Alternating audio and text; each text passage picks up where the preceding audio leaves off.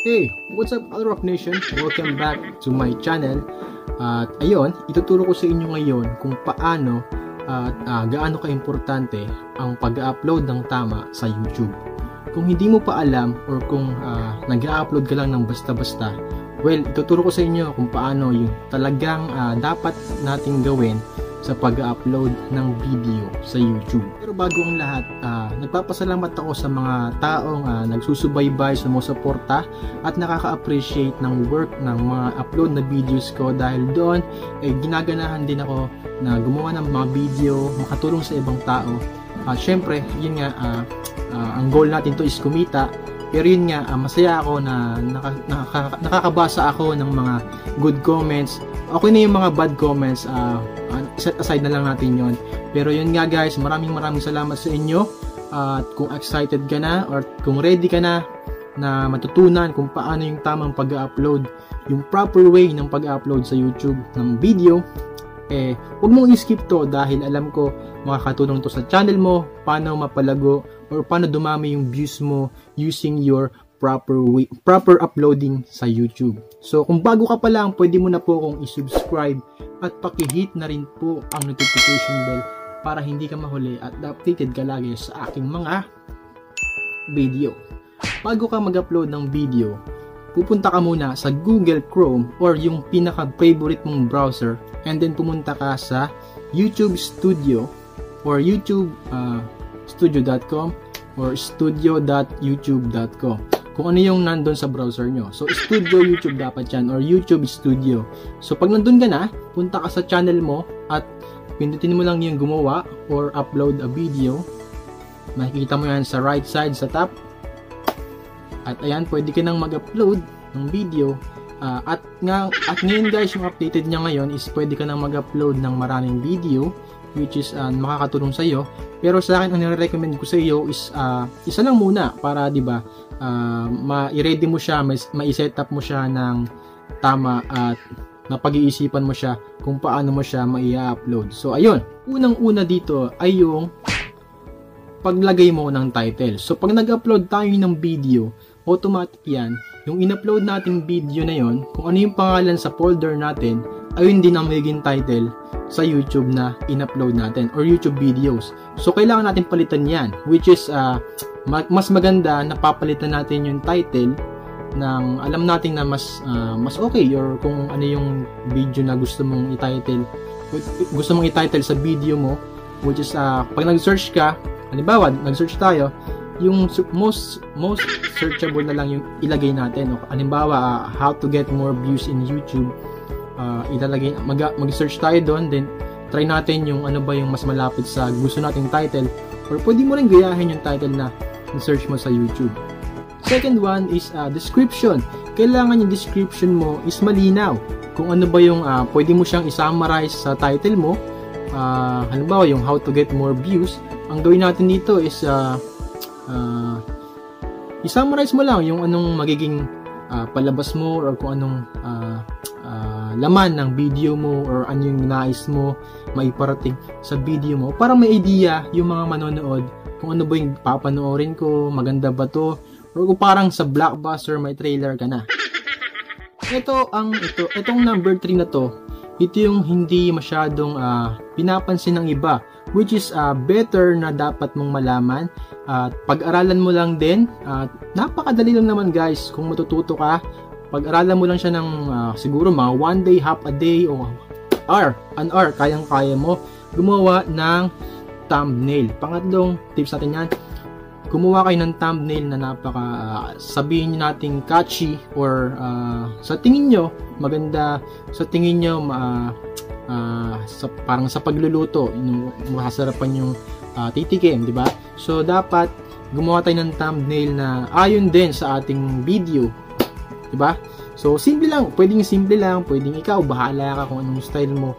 Basta guys, may thumbnail ang YouTube mo or yung video mo, napakaganda rin sa mata, di ba? Mas okay kung yung mga video mo is sabihin natin mga wallpaper niya is background is magkakatulad, or di ba, bahala ka na din. Kung mas maganda kasi kung organized din tayo sa ating pag-upload, di ba?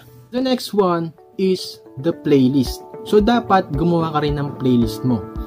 Ang video na i-upload mo, kailangan nakalagay dyan is ilagay mo sa playlist, no? So, gumawa ka lang ng playlist, click mo lang dyan sa description, sa baba ng thumbnail, may nakalagay dyan playlist, which is pwede mo siyang i-add, or kung wala pa, pwede kang magdagdag ng playlist, maglagay ka lang ng dyan sa baba, makikita mo dyan, and then add, and then pagtapos nyan, tapos yan, click mo lang yung tapos na, or end, okay? Done. So, ganun lang, i-add mo lang sa playlist kasi nga, mas maganda pag in-add mo yung video mo sa playlist kasi pwede siyang dire-diretso yung mga nanonood sa'yo.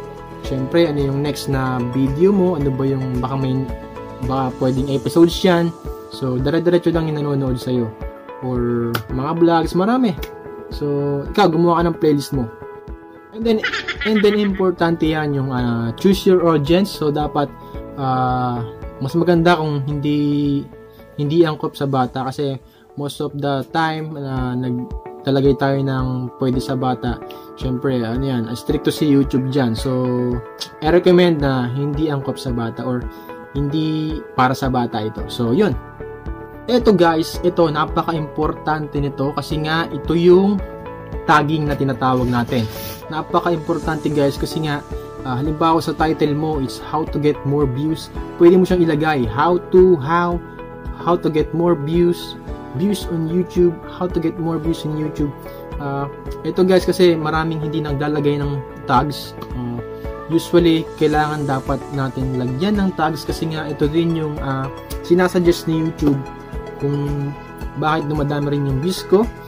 Inaamin ko yun guys kung bakit dumadami yung views ko is more on tags din ako and description. So sa tags natin kasi meron niyang 500 letters na pwede mo siyang i-input. So pwede mo siyang punuin mo siya kasi nga mahalagang may tag yung video mo para mas makilala siya kung saang kategorya siya, kung anong topic mo. So dapat nandun din yung title mo and then syempre yung keywords. Mas maganda yung keywords na nasa title mo, inilalagay mo rin sa tags mo. Okay? Then ito, pwede mo siyang lagyan ng category. So kung category mo is education, nagtuturo ka, pwede mo rin siya, or how to and style. Sa akin kasi how to and style, yun po ang nilalagay ko sa category. Or pwede yan, education, gaming, or anything na topic mo sa iyong channel category. And then sa second step ng ating pag-upload, meron dyan sa taas, which is the monetization. Yung kung paano tayo kumikita. Kung monetize ka na, pwede mo siyang pindutin, pero kung hindi pa, i-skip mo na lang siya. Kung monetize channel ka, pwede mo siyang i-monetize, click, and then on, and then done. Or kung Tagalog yan, tapos na. So dyan sa channel na yan, or sa step na yan, pwede mo siyang lagyan ng maraming ads dyan. Ikaw na bahala. Manual, nasa gitna lang yung option yan. And then, pag gusto mo ng dalawa lang, so, start and then end. So, yung third step natin is yung review. Review natin yung ating video. Kung may mga, yung mga policy ni YouTube, yung rules, dapat sundin natin yan. Kung wala naman guys, feel free to check lang yung pinakadulo niya, pinakababa niya. I-check nyo lang siya. And then, mas maganda kasi nga, klaro na yung video natin at safe tayo sa kita. So, sa ating fourth step is the end card and cards. End screen and cards. So, end screen guys, mas maganda lagyan yung end screen yan. Maglagay lang kayo ng 20 seconds sa inyong video.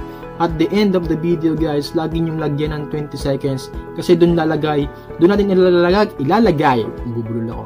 Doon natin ilalagay yung ating end screen para yung manonood sa atin is alam natin or alam niya kung ano yung susunod niya, alam niya kung ano yung pipiliin niya. May option din kung paano ano yung i-watch niya sa susunod. Pwede mo siyang lagyan ng best for audience, lagyan mo siya.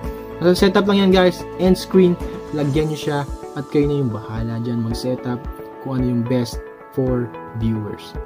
So syempre, ito na yung last nating step is the uploading or pa-publish na ba natin. So mas better guys, ang i-recommend ko sa inyo is unlisted nyo muna. Bakit? Syempre, para ingay nila. May pinabalot pang dumaan, guys. Balik tayo. Ito nga, guys, yung publish, i-unlist nyo muna. Unlisted nyo muna. Pasensya na kayo, guys, kung maingay yung ating pagbablog kasi nga hindi pa class, hindi pa to studio type kasi nga kwarto lang to at ang nasa tapat natin is daanan na. So, sorry guys. But yun, balik tayo. At yun nga, publish or unlist. Unlist nyo muna guys para ma-review ni YouTube kung monetize ka, i-review ni YouTube yan kung kikita ba yan or yellow dollars or green dollars yan. Pag yellow dollar ang lumabas, it means na walang ads or minsan lang siyang may ads. Pag green dollar naman, that means kikita yung video mo at walang problema yun. Okay? So yung yellow dollars naman, singit ko na. Okay lang naman yon. Pero syempre, gusto natin kumita.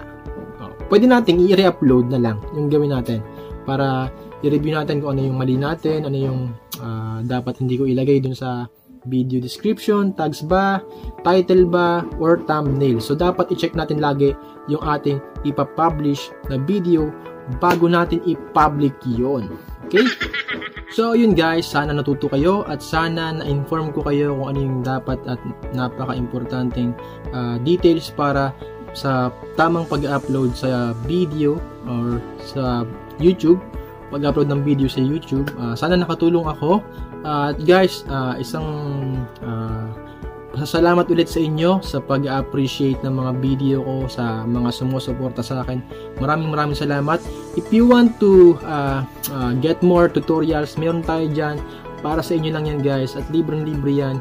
Wala po tayong bayad dyan. So libreng-libre yan guys. Wala pong binabayaran dyan. Kung pwede nyo mag-sponsor, pwede po yung mag-sponsor. Mag-donate kayo dyan.